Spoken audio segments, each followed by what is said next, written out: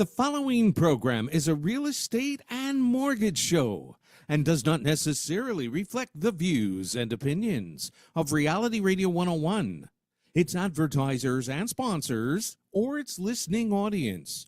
Listener discretion is advised.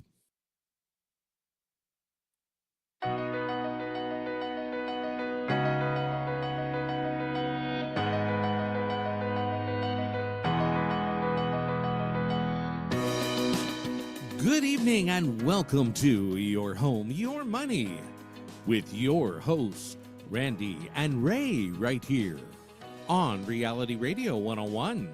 To get on board, send us an email. Our email address is yourhomeyourmoney101 at gmail.com.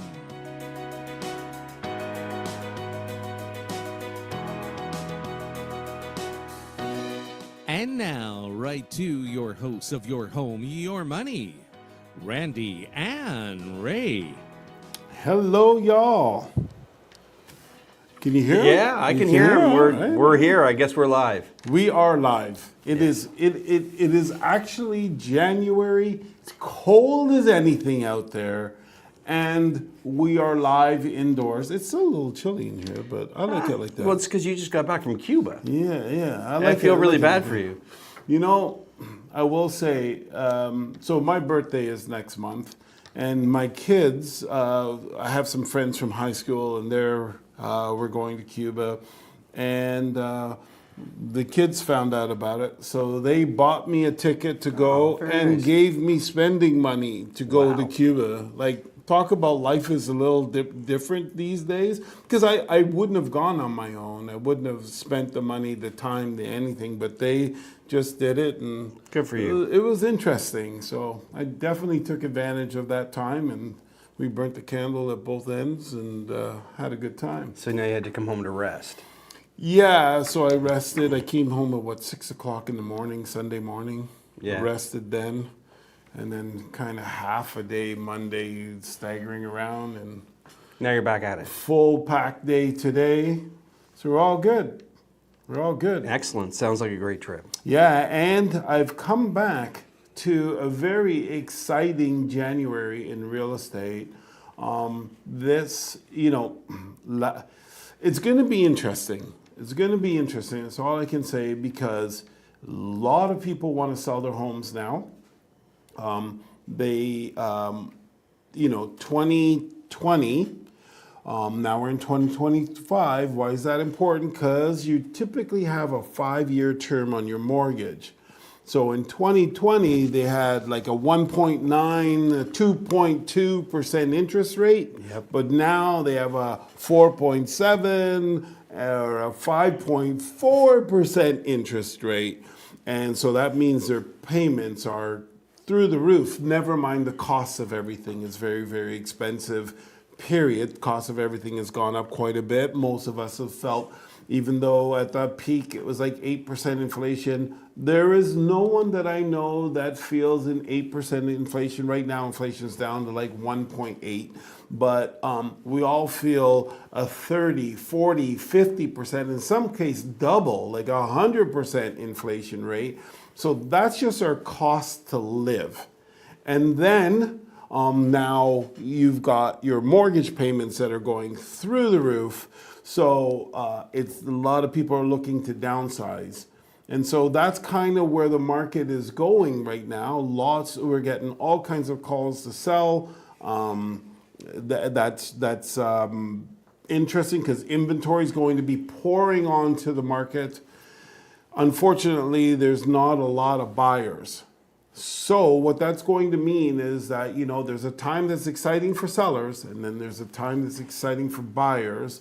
This is a time that's exciting for buyers, because buyers are going to have the choice of many, many, many homes. Sellers, it's going to be a little bit harder for them to be able to do what they need to do.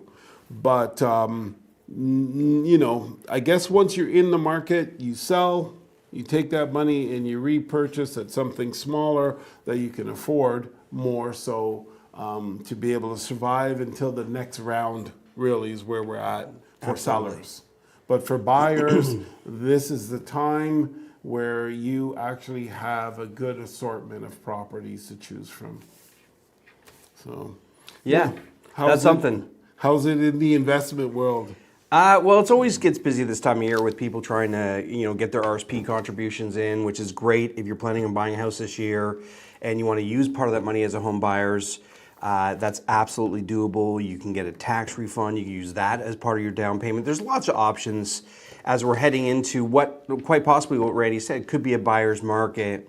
And at the end of the day, it really comes down to, do you want to own a home? Are you ready to own a home? And it's just interesting to me about how different our world is now. I'm kind of looking at some of your numbers, and I know I digress, but I remember my mom and dad bought their first house in Ajax, Ontario in 1967. The 401 was still a dirt road. And they paid $12,000 for it. I want to make a point though. We live in a world where we demand so much more than we ever did with our money. We really do. You think about the cars we drive today. I originally started my career in the automotive industry because my dad was in that industry and did my apprenticeship out of high school and things like that. And back then, people would drive cars that were 20 years old and, falling apart and stuff like that.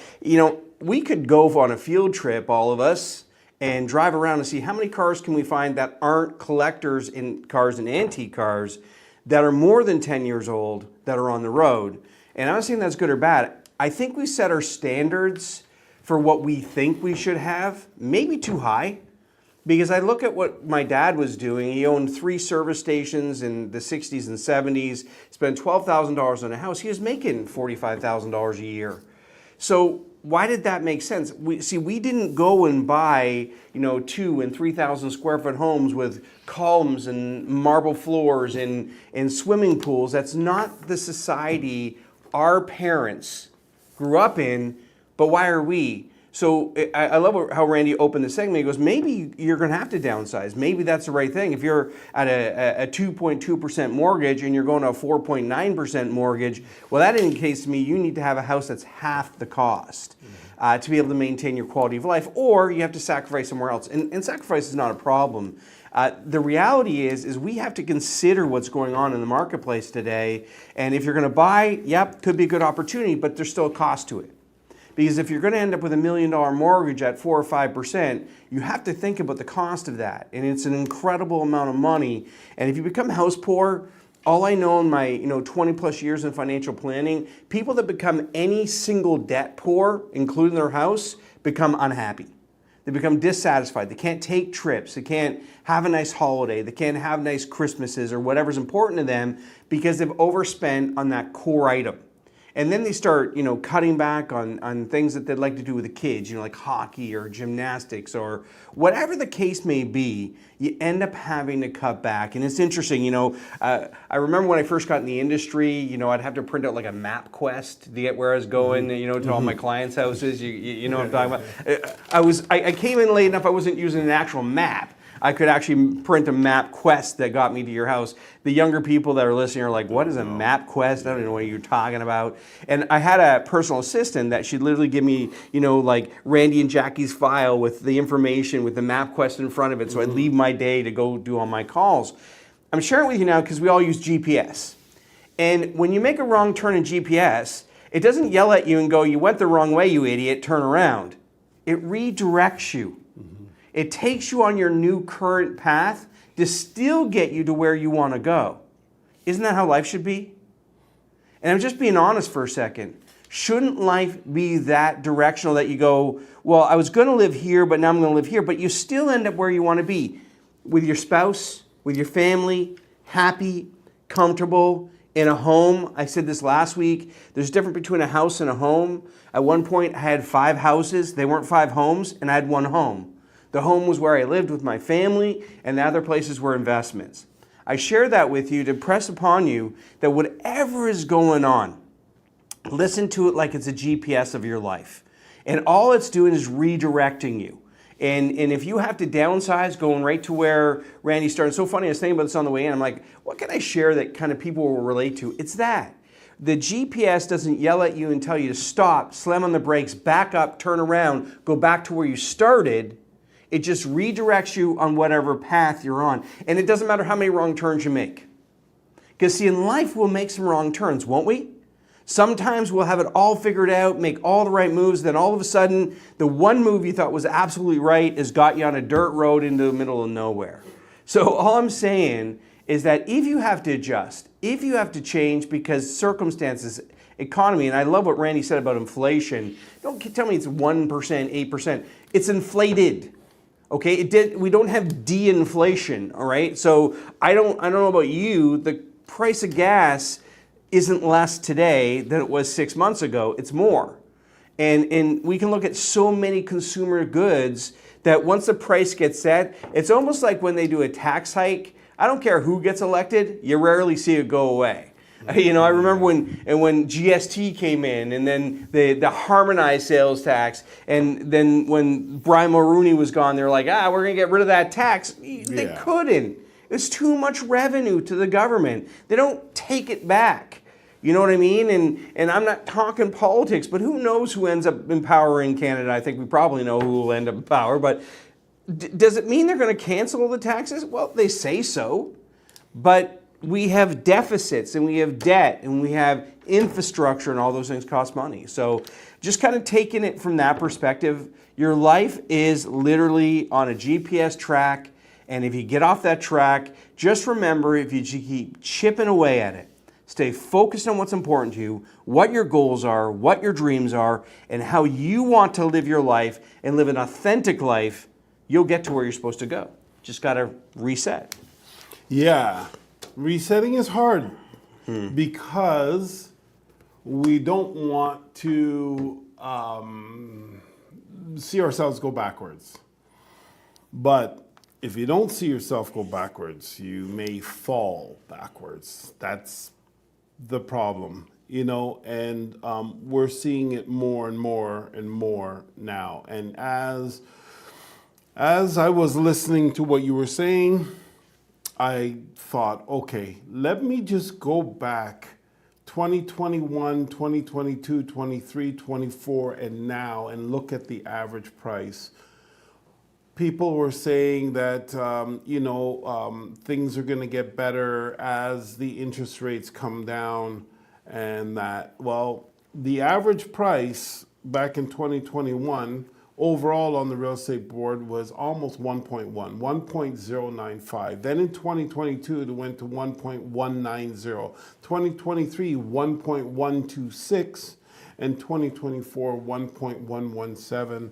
And today, now it's 1.067. So it's been basically going down throughout that time. And our clients and homeowners are saying, well, you know, I can't really afford this, but I want to wait another year for the prices to go up. That's not what's happening. And so, you know, when they come to us and they ask us, realistically, if I wait a year, will things be better? Well, we don't have a crystal ball, but it looks like they're going to be worse for the home sellers. This is really important because, you know, our whole existence as a real estate agent, some of us anyways, is to help our clients to make the best decision they can right now based on what's going on. But we don't always know what's going to happen, but there are certain telltale signs. And right now, we're going to have a big influx of listings hitting the marketplace, and transactions are about half of what they were back when the market was strong, where sellers bought. Where they bought, prices have been going down, they have higher payments that they're gonna have to make, and their house is worth less. At what point do you stop? I remember somebody had said this story. This story was about a gentleman who his hot air balloon came off of, they have a stake in the ground like an anchor in a boat, and it came off of the stake. So the hot air balloon started to rise. So he grabbed onto it to pull it back down.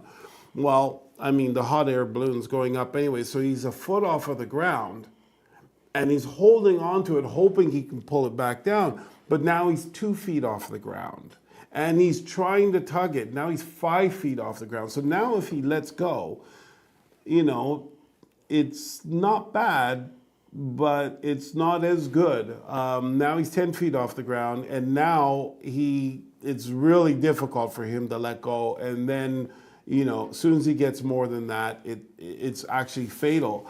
And I think our marketplace is going into a period of time where it's going to start to hit buyer's market. We haven't hit a buyer's market yet. We are still right now in a balanced territory. Average sales to new listing prices at 98%, which means basically that buyers now can negotiate the price 1 or 2% and be able to acquire the home. Average months of inventory is at 3.4%, which basically means 3.4 months, which basically means is if we kept and didn't bring any new homes to the market, it would take us 3.4 months, almost 3.5 months to sell all the inventory. What does that really mean to buyers? That means that we're kind of more in a balanced market environment. When prices were going up just for rapidly, just for reference, we were less than 1 month of inventory. If we didn't get new inventory, we'd run out. And so, but now it's not like that. If we don't get new inventory and everything sells, we're still going to have months of inventory, at least 3 months of inventory by next month, 2 months by the month after that, and so on. So we've got inventory to last this time, even if nothing new comes. But you know there's going to be a bunch of new properties coming onto the market. And the other one is the sales to new listing ratio being at 40.7%. These are all indicators that tell us the temperature of the marketplace, you know. And so sales to new listings being at 40% is really now climbing away from being in the seller's market to being in the balanced market. All of these indicators are now in the balanced market when they were all in the sellers. So what's happening is it's moving from this active seller's market to this balanced market, heading towards the buyer's market. When it gets into the buyer's market, that's when life can become uncomfortable for sellers who have to sell. Because, you know, for sellers who don't have to sell, well, they can try the market. It probably won't work because buyers have too much choice. So they're spending that time being uncomfortable trying their thing. But for the ones that do have to sell, they can't keep the home. They have to discount it in order to attract the buyer to purchase the home because the buyer has too much choice. So you don't want to, if you're in a position where the actual mortgage payment that you have is rising at a point where you can't sustain it, which I do know quite a few sellers right now in that situation, then it's probably much better right now to get out of that situation than it is to wait and position yourself, because 2020 was about 97,000 transactions. 2021 was 121,000 transactions. What does that really mean to you? In 2020, the 97,000 transactions, these people need to renew their mortgages this year. Next year is 121,000 transactions. They need to renew their mortgages next year. And so that means there's more and more and more inventory that's going to come on the market. And some people will say something like, but Randy, the mortgage rates are coming down.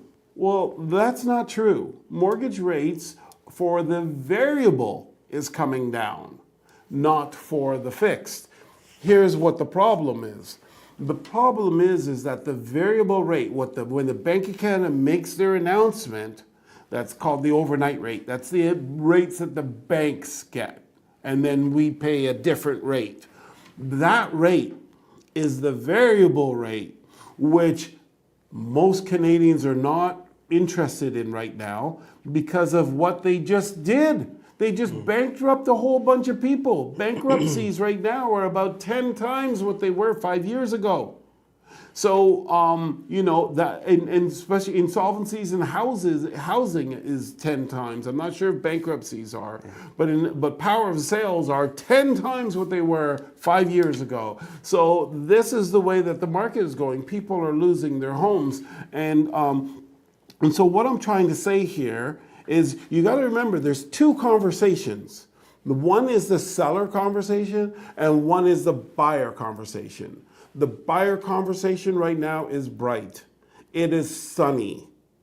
The seller conversation is not so bright and sunny. There's a storm happening. And so for those of you who are in the eye of the storm, I really caution you to not procrastinate, because as we just read out, the average price is declining, and therefore the price of your home is going down pretty much. Because this is, we don't know, because every community is a little bit different, and we have to check the numbers for your community to see what the demand is in your community. It may be a little more stable than the rest of the marketplace. But in general, as a seller, you've got a marketplace that is declining in price, which buyers love. They got a marketplace that has more and more competition, which buyers love. It means they get more choice. But for the sellers, it means 1 in 4 or 1 in 5 is selling. So that means that it's really hard for them to sell, and they really got to be aggressive to sell. So we've got these two, the juxtaposition or the yin and yang of the marketplace, where buyers are becoming better positioned to carry out their dreams, and sellers are not quite as good in a position. Now, if you were, as a seller, in a position where you can weather the storm, you need to look another 5 years down the line. If you are looking 1 or 2 years, I am sorry, my advice is sell now. The chances of you coming out of the storm in a better condition in the next year or two, I think are very close to zero. In my professional opinion, even though I'm guessing, because it's a crystal ball, we're talking about the future, who knows what's happening in the future. But I'll tell you why I'm guessing that way. I know the variable rate is coming down, but the fixed rate is going up. So, and most people want the fixed rate because they don't trust the variable rate, okay? Because the variable rate, if you get it and it goes up, your payments go up, and you can't afford them to go up. So it's just not, people want to know that their families are secure, especially after what we just went through. It was insane. So we got the variable rate coming down, the fixed rate going up. We got more and more people putting their homes on the market. We got less transactions. We're at about half of the transactions that we experienced in 2021. And so less sales, more homes for sale, that's a downward pressure on price. Now, if we look a little further into this, we start to look at the fact that our immigration policies have totally pulled a 360. What does that mean to you? That means there's less people coming into the country to compete for housing. That's kind of a good thing in some ways. And one of the ways is there's less pressure on housing because we don't have enough housing, and therefore, we're not going to be driving up prices with new people coming in. But for a seller, that's not really good news because there's less buyers. Before, we were being saved by millions of people coming in every year to the country, creating more competition for homes and helping to drive up the prices, along with the very, very extremely low, ridiculously low interest rates. We are not in that environment anymore. There is going to be, they're saying, a net zero or negative growth in the number of people that are coming into the country, supposedly. And if that happens, that means that there's going to be less people there to buy, and then therefore more inventory, causing prices to potentially decline. So that's something to look at for you sellers that are trying to figure out what to do. that's the clearest picture that I could paint. And for buyers, this is your glory time. This is the time when you just got to figure out for yourself how much you can afford. And once you know what you can afford, you can jump into the market at any time, and you can rest assured that you're going to be getting a fixed mortgage that's going to last you the next 5 years, and you know that you're comfortable for the next 5 years, and probably in the next 5 years, the market will be stable. And the next 5 years after that, maybe we'll start to see some growth. But in the next 2 years, I do not see any growth happening. And I will qualify that in two ways. One, 100% no positive dollar growth in the high-rise sector. And that would be condominiums, townhouses, anything with maintenance fees. That sector has a lot of inventory already, never mind the new stuff that's going to come onto the market. It's already having a lot of problems with the new properties that are closing. They can't close. A lot of them can't close. The value is just not there from when the people purchased them. That sector is in trouble. And then you got the low-rise sector, which is actually not as in bad of a shape, actually, because there hasn't been a lot of new homes that have been developed in the low-rise sector. Most of the homes that were being built were all in the high-rise sector. The detached home, there's less inventory for it, so it doesn't have too much inventory in there, and so it may have a better survival rate per se than the high-rise sector. There's less detaches out there. They're going to become the prized possession.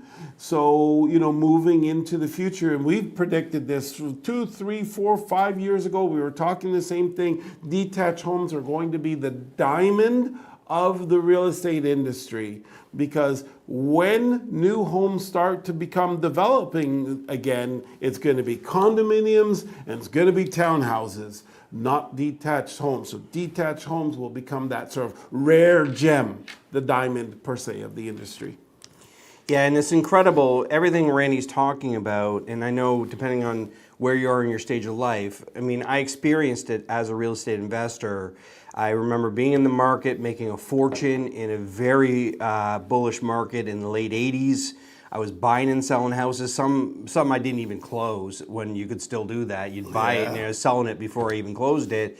And making, not a lot, but 10 or 20 grand because I signed a document. Well, that was a lot of money back then. It was, compared to now. Yeah. And then what happened, and I just want to be very honest with you, because this is a reality you have to be prepared for. Number one, Randy just said it. If you're a buyer, step number one, decide what you can afford. Do the math. Do it properly. Deal with a mortgage broker. Find out what you can get for a mortgage. Find out what the interest rate's going to be roughly now. And what are your overall monthly costs? You have property tax. You have heat, hydro. You have your interest and principal. You have all of these things that can, your home insurance, maintenance, life, all those things. Make sure you can afford it. That's number one. Number two, if you are going to buy a house this year and you haven't maxed out your home buyers RSP plan, your first-time home buyers plan, and you fit in any of those, do it. Take advantage of it. It would be insane not to. And some people go, yeah, but I got to put that RSP money back. Well, if you want to retire, you better be putting money back in your RSPs anyways if it's a home buyer's plan. So do that. But I really want to tell you my personal experience in it. And what Randy just said reminded me. My first home I bought, and I said home, not house. I'd been buying and selling houses from the time I was 19 years old. And I was buying them, renting them, whatever the case may be, flipping them. But then I get engaged, I meet the woman I was going to marry, and we buy a house, and she didn't make it easy to get a deal. She jumped up and down on the driveway, so you don't really get too much leverage with the real estate agent when your future partner's that excited.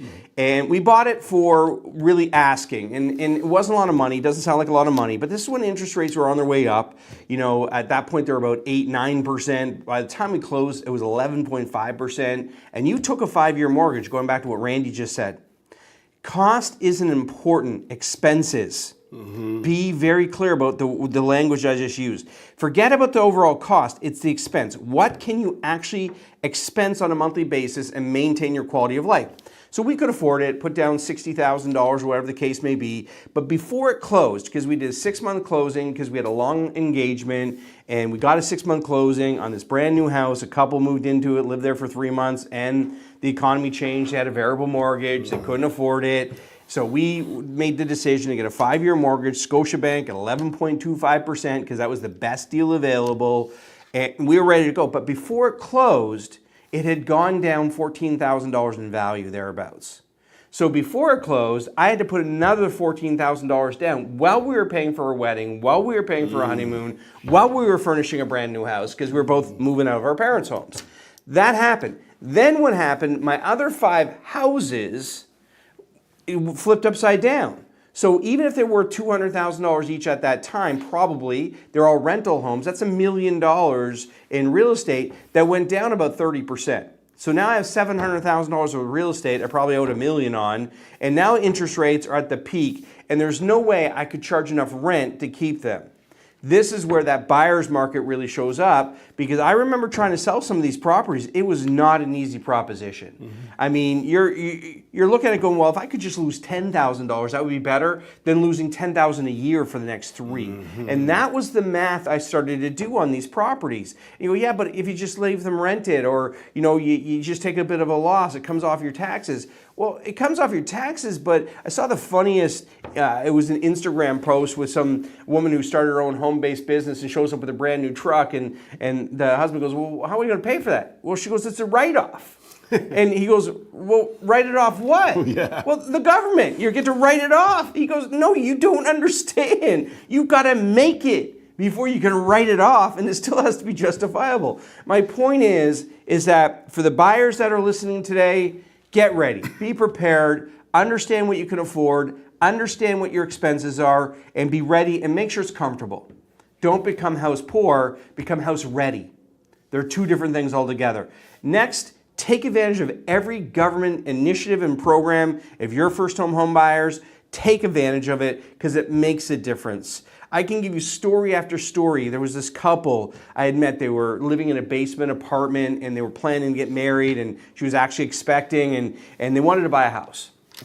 And this, oh gosh, it had to be 20 years ago. And he was an apprentice, and she was a server. And long story short, they did an RSP loan where they borrowed money to invest in their RSPs the first year where they were living in this basement apartment. They got about $5,000 back as other tax stuff on a $10,000 loan. So they paid it down on a loan, did it again the next year. Now they have $10,000 in equity in their RSPs that they could use towards the down payment. That became their down payment on their home. But they continued to do that as a family because they segregated a monthly amount towards their retirement plan. Well, unfortunately, things didn't work out, and they ended up separating 10 years later. But by that point, they had a home that they had $100,000 plus equity in. They also had about $60,000 or $70,000 in their retirement plan. So a young couple in their late 20s, early 30s have $170,000 equity because of an RSP home buyer's leverage strategy. All I'm saying is get some advice. I'm not saying you have to call my company. You don't have to call me. Get some professional advice of how to capitalize on your down payment through government programs to take advantage of this moment. And Randy's right. We can't be sure. If we were sure, listen, a true story. I was in the gas station business. That's where I started my career because I was with my dad's automotive business. And I bought a piece of property, get this, when I was 16 years old. My dad had a cottage lot in Bancroft. It was 100 feet by 470 feet. He bought it for $1,200 in 1972. Mm-hmm. I get a summer job, and he says, listen, son, you should take all the money you make from this summer job, and you're going to buy this piece of property from me. I don't think it was really an option, truthfully. I think it was what he's telling me to do. So I did. I gave him every paycheck, and when I was 18, he deeded it over to me and all that stuff. But I decided when I got my career going, I was going to build a cottage on it. A real estate agent walks in, he sees this Viceroy book, you know, those Viceroy cottage homes. Yeah, I love them. And he goes, oh, so you're building a house or a cottage? I go, yeah, I think so. He goes, don't. He goes, go buy townhouses by Durham College, and you'll make $30,000 or $40,000 every year on them and flip them. And so I took the money I was gonna to buy a cottage because I still live at home with my mom, making $80,000 a year at 20 years old. And I went and did that, and it was amazing. It was townhouse after townhouse, flipping them, and they weren't big purchases, but it worked because I was willing to take the chance because I wanted to become financially independent. It goes back to that GPS. What road did you want to go on? All I know for me is I am a person who's motivated by what I want. Not money. Money doesn't motivate. I don't care about money. It comes, it goes. But a trip, a moment, an experience with my family, my children, and I'm going to share a couple with you before I turn back to Randy, but I never forgot this most powerful lesson my dad taught me when I was in summer of grade 7. What are you, 12 years old, something like that. And my brothers and I motocross raced, and I wanted a new motorcycle. My dad's like, nah, forget it. And we lived in Ajax on Gregory Road, never forgot it, and it was those houses that had carports. Remember all the carports in the 70s and 80s? And my dad decided he wanted to enclose the carport for another room, a garage, whatever. And I'm standing there, I go, but Dad, I really want this motorcycle. I want to up my racing. He goes, well, the bike wants $1,000. And a guy's going to come here and charge me $1,000 to dig a trench 1 foot wide, 4 feet deep around this carport so I can put a foundation in so I can put walls up. He goes, you dig the trench by hand, you got yourself a motorcycle. And I took that summer, and if you understand digging by Lake Ontario, it's all clay and rock. I did it, and I did it in a week because I wanted a motorcycle. All I'm saying is if you're motivated to buy a home, do what you need to get it and make sure you can afford it once you get it. That's what it comes down to. Because see, dreams come to those who are actually disciplined. It's not the lucky, it's not the lottery, it's not your parents dying and you get an inheritance. It's that you had a plan. And the biggest challenge is people don't make a plan. All I can tell you, and I'll be very honest with you, I was in the automotive industry, I said, and I was pretty much a millionaire at age 25, 5 houses, 5 gas stations. The economy changed. I couldn't have planned it, couldn't have understood it. The Gulf War happened, and all of a sudden, instead of making $200,000 a year, I'm making 40 or 50 trying to cover the loss on 5 homes that I'd rented. Went through a bankruptcy, my life completely changed, but what I learned was work ethic and commitment will get you back to where you want to go.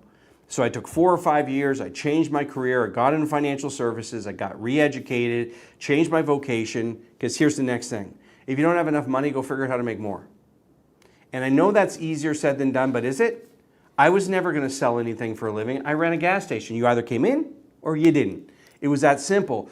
But when a person said to me, but you can make $100,000+ a year and you can have time. And that's what I wanted because we had 2 daughters at that time. Today I have 4 daughters. I wanted that. And here's what I want to share with you. After that bankruptcy, unfortunately went through a separation, restarted my life, rebuilt my life. 10 years later, I'm in Turks and Caicos with my daughters. And we're in the ocean, bareback, horseback riding with 3 of my daughters because my 4th one wasn't born yet. And they're in front of me. In my brain, I'm thinking, what if I gave up? What if I just submitted to whatever was going to be next for me? Staying in the automotive industry that didn't pay the same as it used to, all of those things. Guys, I'm sharing this with you because I know life isn't predictable. You're listening to a guy that doesn't have it all figured out. I get to figure it out just like you do, just like your brother does, your sister does, and your mom and dad did through circumstances and situations. See, it's not what's happening to us, and I know we all know this. It's what we do while it's happening to us that matters. So if there's an opportunity, and Randy's right, there's no crystal ball, there's no guarantee, because the truth is when I bought that first townhouse, I wish I bought 10. Because I had it for literally 9 months, a semester pretty much in Durham College, and sold it for $34,000 net more. Well, if I bought 10, but isn't that how it works? Yeah. Like if I would have bought that stock, if I would have bought that crypto, if you're into that, whatever it is, we all have hindsight. But you're talking about your life right now, your family, your home, stability. Do the math, know what you can afford, deal with a professional broker, make sure you're prepared. And then one of the biggest things that Randy and his team I know focus on is making sure you have all those ducks in a row. Do you have the right insurance person? Do you have the right mortgage broker? Do you understand what the costs are going to be? Do you understand about the other costs? You understand that you have closing costs over and above just the house. You got land transfer tax, you have this, you have that. All of these things are a mathematical equation to the end result called your payment.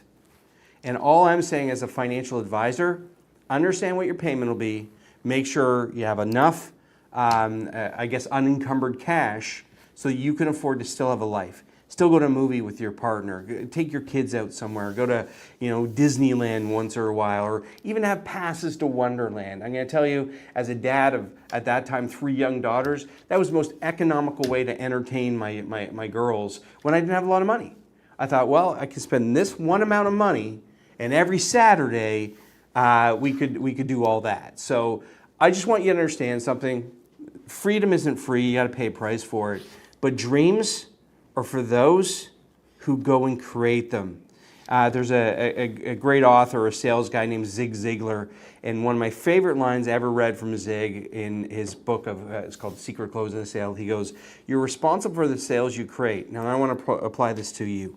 This isn't about selling. You're responsible for the life you create.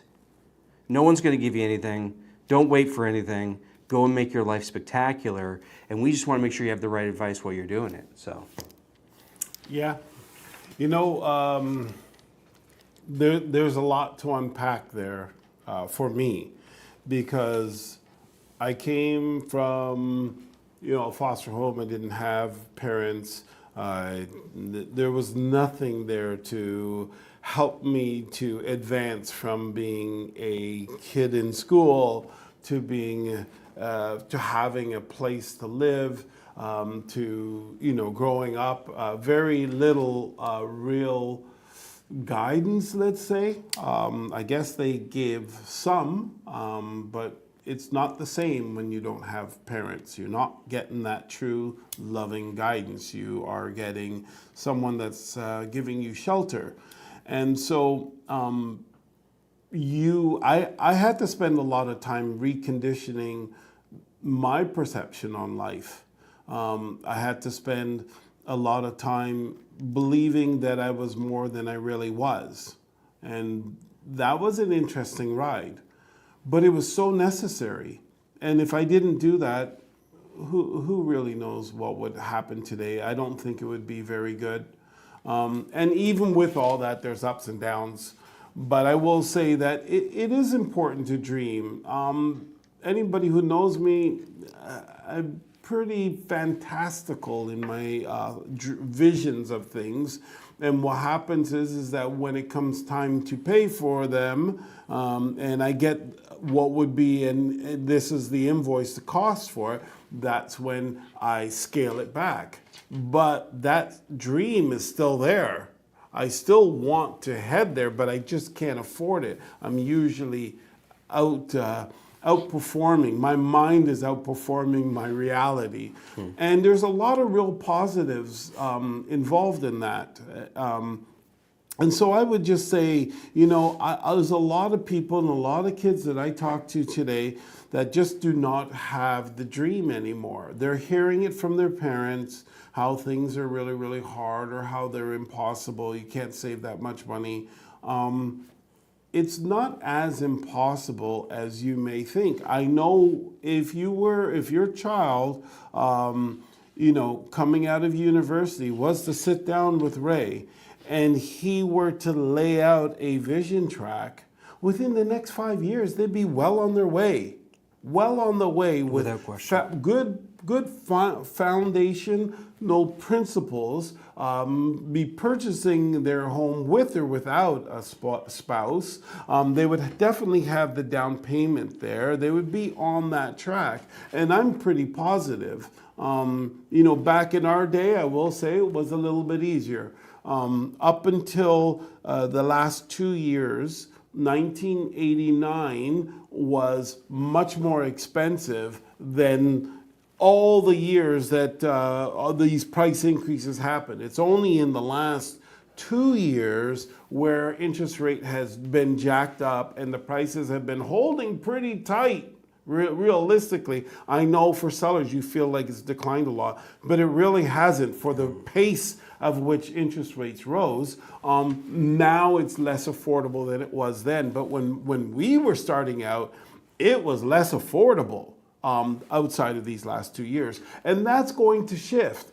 But what is more amazing is that there are programs and techniques that you can use where you can actually earn money through these programs by utilizing them properly and understanding the power of them, and be making anywhere from $3,000 to $8,000 extra, something like that. Correct.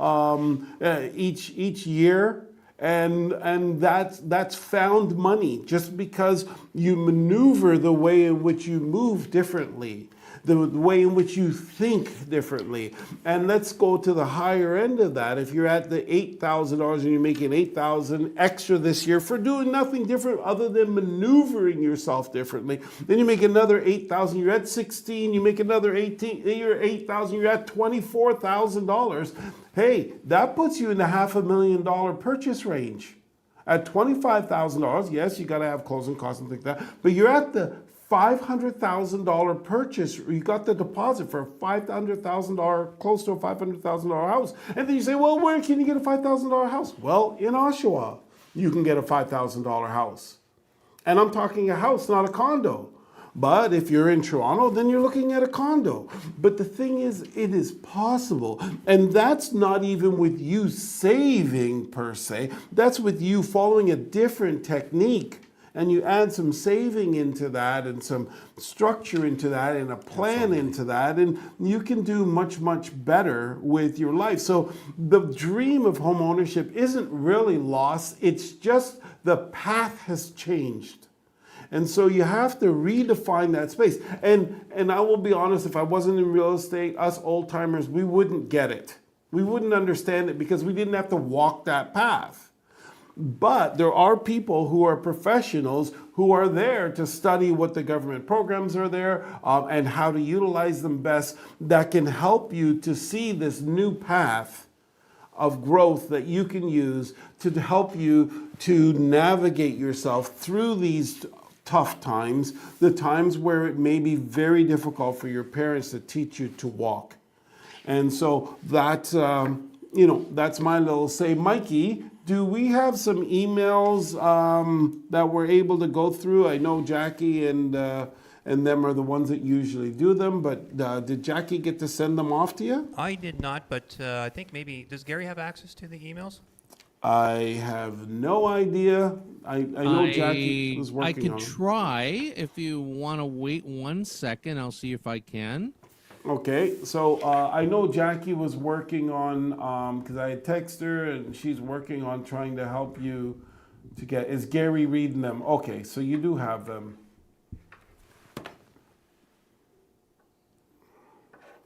So guys, everything that's come up tonight is so poignant of timing. And again, it's one of those things that you can't always time things perfectly. It goes back to what I said. I wish I would have bought 10 of those townhouses for 9 months of my life when I had the cash flow, and it wouldn't have hurt me if it didn't work out. But I wasn't prepared to take that risk. We're not talking about risk. We're talking about calculated risk. We're talking about you calculating what you can afford, getting the right advice, getting pre-approved for a mortgage, getting out there and looking around, kicking some tires. Your team pros will do that for you unequivocally. And get an advisor. Take advantage of the programs that are out there. You're leaving money on the table. Don't do it. It may be the difference between you getting a little bit higher purchase or a little bit less of a payment. Both those things are in alignment with your goals. So, Excellent. Gary, any luck? I have no emails. Okay. Let me just check another email address. Jackie's sending the emails to you right now. She says, are you reading them? So I guess she's tried to read them. So Gary, just interrupt us if you do find them. It'd be nice if we can answer some of the questions that people have. Maybe because we're kind of running out of time, if you do see them, you scan them, and let's answer questions if it pertains to the show. I know we'll probably get quite a few with this new government that the United States has gotten, but we'll refrain from that for this show because we really don't have much time. What I could do, I can get Jackie to call me, and I could put her on the air. Is that Your okay? home, your money 101 at gmail.com. That is where Mike Yeah, sent. just give me a second. I'm going to call her right now. Okay, so you know she's asking for the number to call in to. Maybe give her a call, Mike. See what you can do there. Okay, so for us, for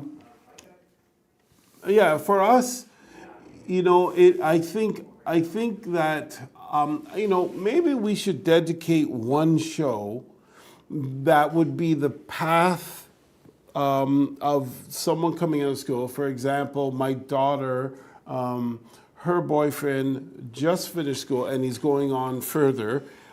He got a job, at 97, I think it's $97,000. He could have got one that was higher in the States and stuff like that, but he came out, he got one at $97,000 for the year. That's his starting salary.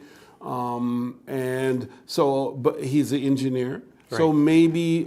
maybe not everyone's an engineer. So maybe we tone it down to 70,000 or something like Yeah, that, it's more 80,000, realistic. and we work out. I just thinking him as an average guy. I don't know because I don't know other people.